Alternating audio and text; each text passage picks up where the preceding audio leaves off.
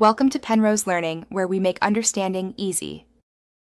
You start by picking the exact domain and opening it in a modern browser. This ensures the certificate chain is current. Once the page loads, click the padlock icon at the left of the address bar or open Developer Tools Security tab to begin inspection. Make sure to note whether the site uses HTTPS and observe immediate warnings. This first step quickly reveals glaring issues and prepares you for deeper checks like validity dates and issuer details in the next step.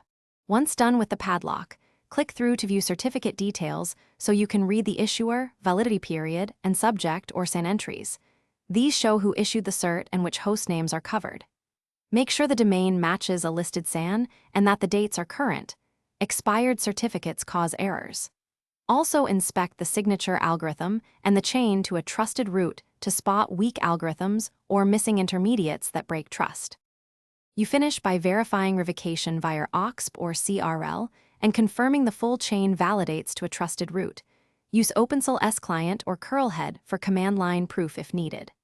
Once validated, test from another device and clear caches to ensure browser trust updates. If something goes wrong, make sure to reissue or renew the certificate, install missing intermediates, and check server TLS configuration. This single troubleshooting. Thanks for watching. If this was helpful, leave a like and consider subscribing. See you next time.